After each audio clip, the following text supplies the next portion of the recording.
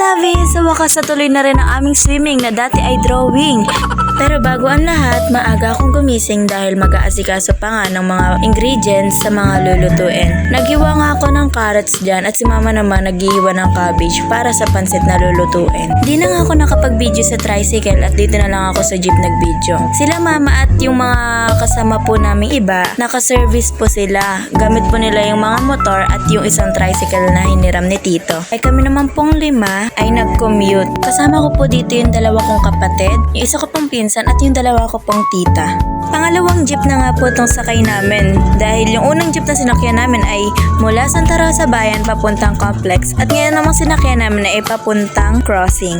Hindi ko na nga alam kung ano nangyayari sa akin dyan. Sobrang sakit na rin ang ulo ko dahil pangatlong jeep na nga yung sinasakyan namin. Feeling ko hindi na outing yung pupuntahan ko dito parang langit na.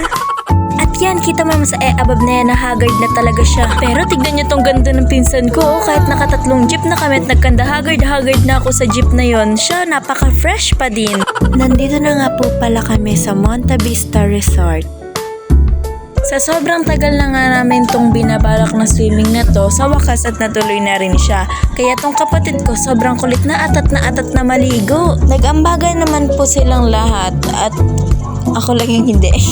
Ayan nga po at pinagbibigay na sa amin yung ticket namin para makapasok na dito sa Monte Vista Resort. And ayan na, chinecheck yung bagginess namin dyan para maging maayos. After that, close the bagginess. Super Latina ng place nila. First time ko dito mag-swimming and hindi naman ako nabigo kasi ang ganda talaga ng place nila. And super affordable dahil 125 lang yung entrance fee kada tao. Ang daming swimming pool dito and meron din silang slide. Meron din namang place kung saan ka pwedeng magluto or may ihawin ka ganon. Tapos ang ganda pa ng view na makikita mo. Mapapakanta ka na lang talaga ng "Huwag muna tayong umuwi." Hay, may pasample pa yan. Kala mong singer. Naglalakad na nga po kami dyan papunta dun sa pagpapwestuhan namin. Napaka-excited nga nitong kapatid ko, tatalon sa 5 feet na swimming pool. Ayan, bida-bida na naman kasi siya. Kaya ayan, napagdesisyonan nga namin na lumipat na lang kami ng ibang pwesto. Yun, meron kang kapatid na parang hindi naligo ng ilang linggo.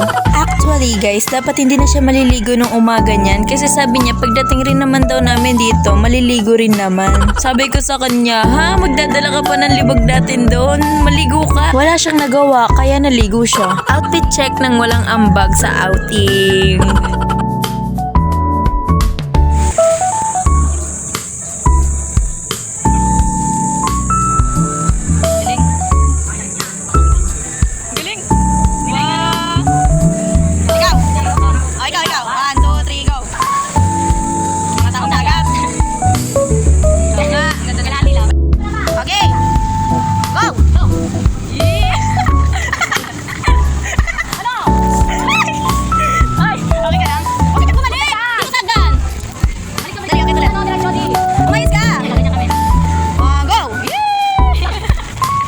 Nagkaayaan na nga po kami magtanghalian dahil sa pagod na rin sa biyahe.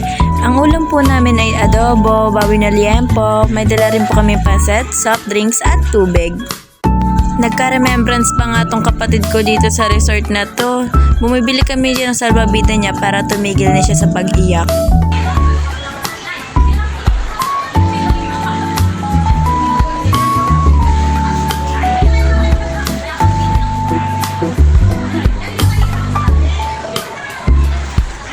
Nga po kami nag-asikaso ng mga gamit namin at mga nagsiligo. 5:30 naman po kami nag-aayaan na umuwi na.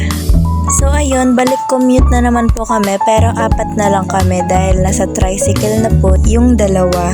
Hanggang dito na lang po ang aking video. Thank you for watching. Sana po ay support niyo pa po ako sa aking upcoming videos. By the way guys, ligtas naman po kaming nakauwi. Thank you!